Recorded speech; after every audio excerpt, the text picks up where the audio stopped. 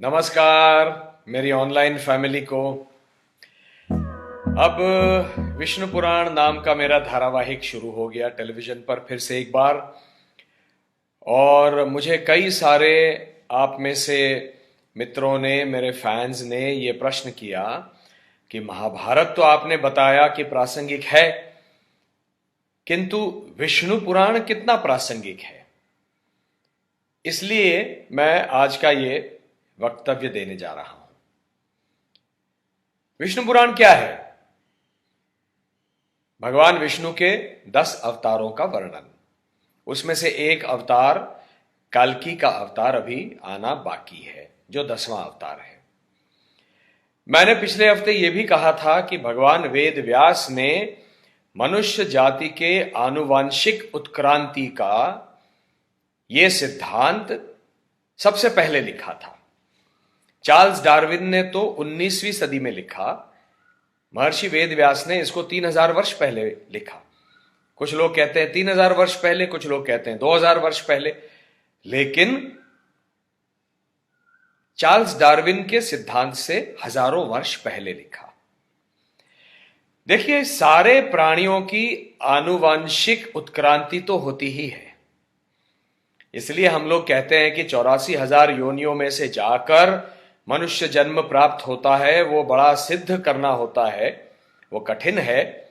उसका कारण क्या है कि कीड़े मकोड़े, प्राणी, पशु, पक्षी, इन योनियों में से आगे जाना बहुत आसान है, क्योंकि हर कीड़ा मकोड़ा, हर प्राणी, पशु, पक्षी अपना जो प्राकृतिक नैसर्गिक गुणधर्म है उसके अनुसार बर्ताव करता है।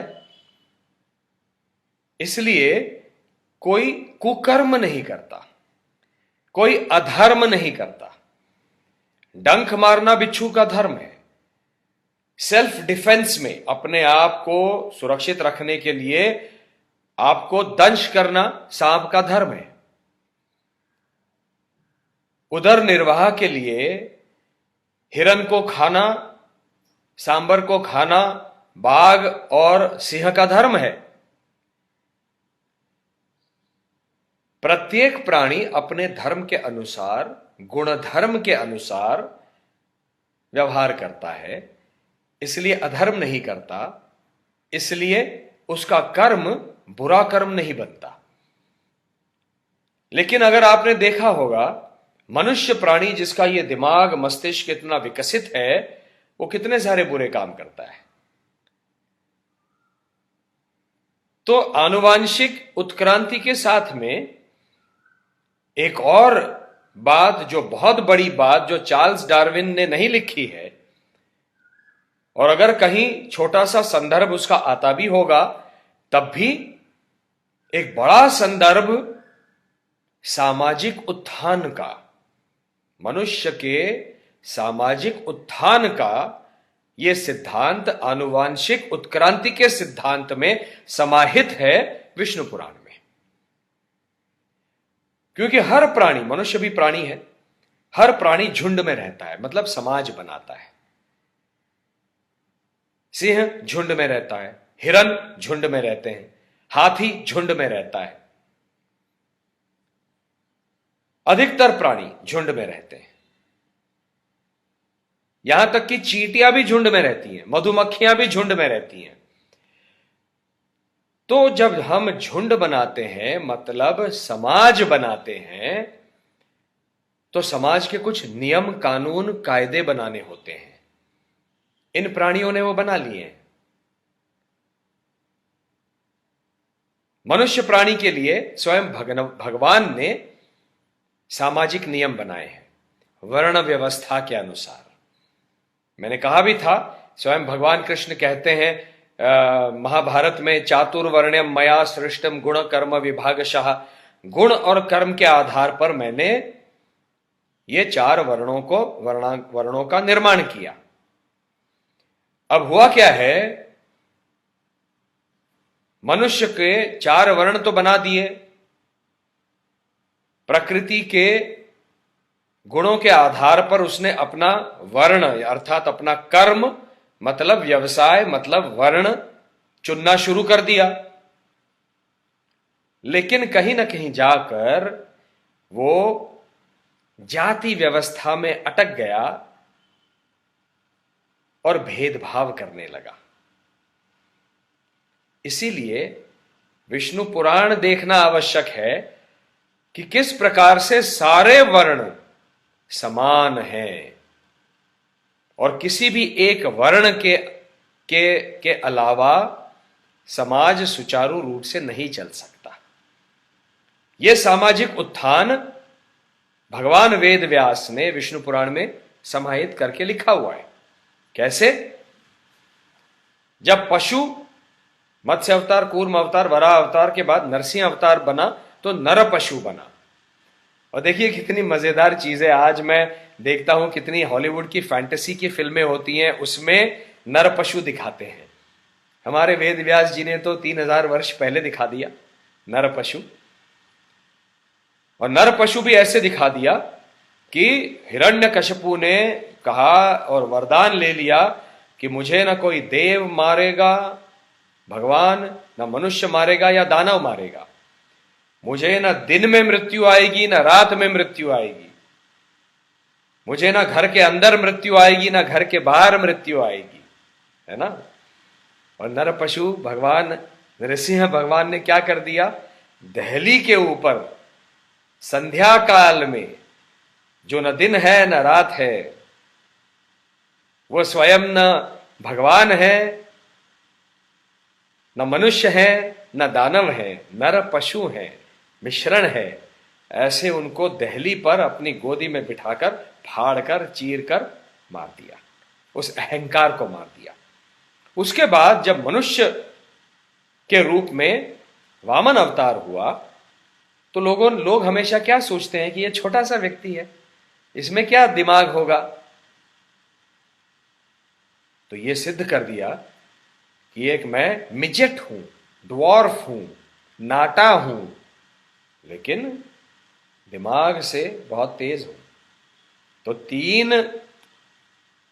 तीन स्टेप्स में पूरे आकाश पाताल पृथ्वी सबको पादाक्रांत कर दिया और राजा बलि को पाताल में रख दिया अपने पैर के नीचे, है ना। उसके बाद आते हैं भगवान परशुराम।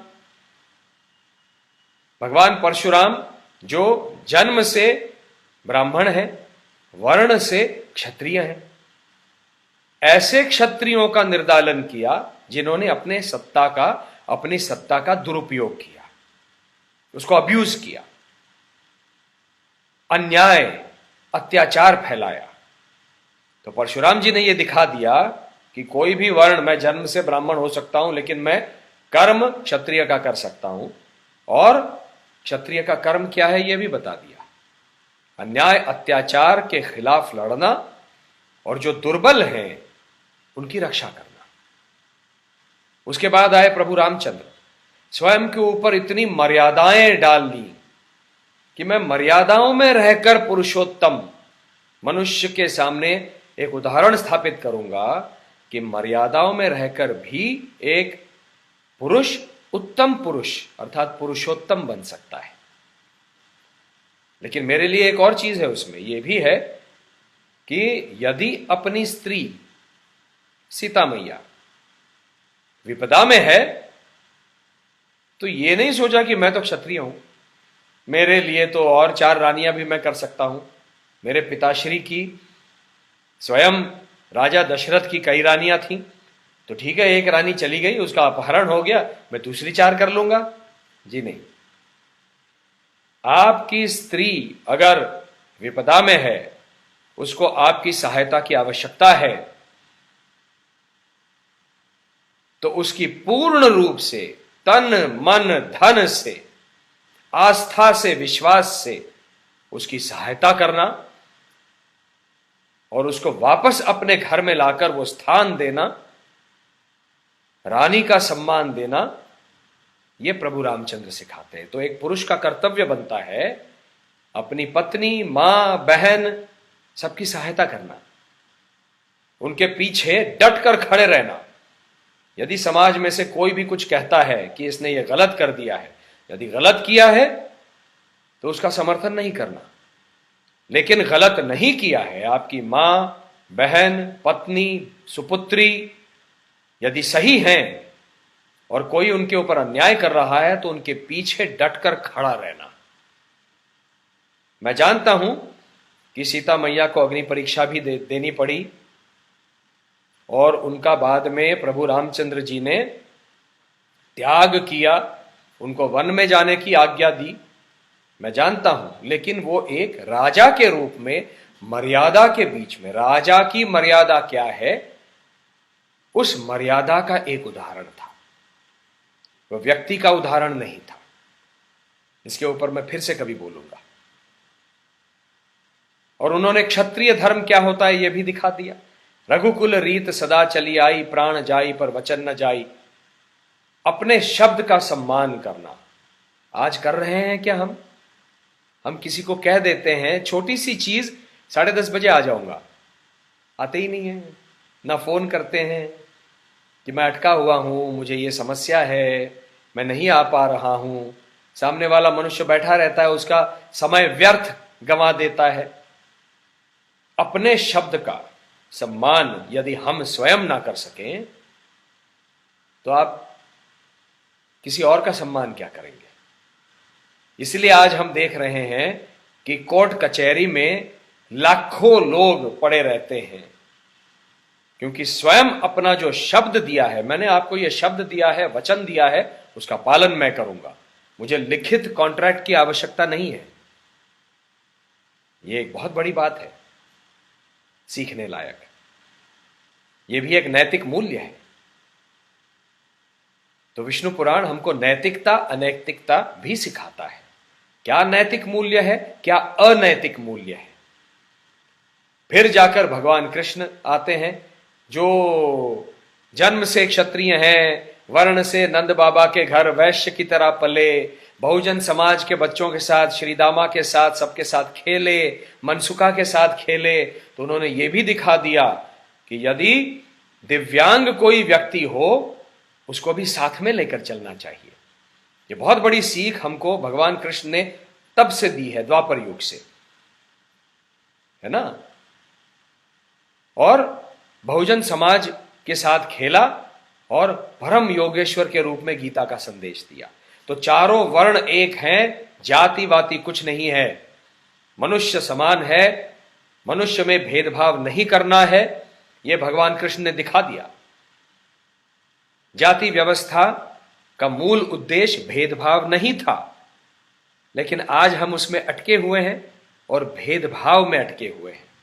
ये छोटा, ये बड़ा, ये उच्च, ये नीच, कोई मनुष्य, कोई पशु पक्षी प्राणी उच्च नहीं है, नीच नहीं है।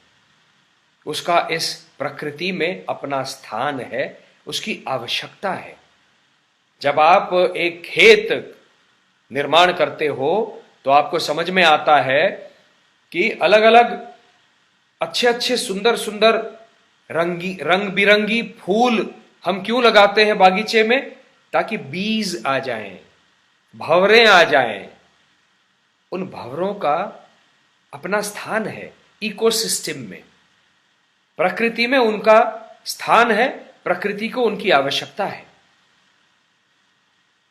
हरेक का इस जगत में स्थान है और महत्व है। इसलिए विष्णु पुराण हरेक का महत्व स्थापित करता है, नैतिकता अनैतिकता सिखाता है, कर्म विकर्म अकर्म सिखाता है, सत्कर्म कुकर्म दिखाता है। और अंततो गत्वा भगवान कृष्ण जिस शांति को लेकर चल रहे थे वो शांति स्थापित नहीं हुई थी। द्वापर में इतना घनघोर युद्ध हुआ था, भारतीय युद्ध, कि उसके बाद कोई बचा ही नहीं। मनुष्य जाति में 10% बचे, बाकी 90% का तो संहार हो गया आर्यावर्त में, जम्बू द्वीप में। इसलिए यह मेरा मानना है, इसलिए जब भगवान आदि शंकराचार्य जी ने 9वां अवतार भगवान बुद्ध को माना वो इसलिए माना होगा, ये मेरा कहना है, मेरा मानना है कि वो शांति जो स्थापित करना चाह रहे थे कृष्ण, जो नहीं कर पाए,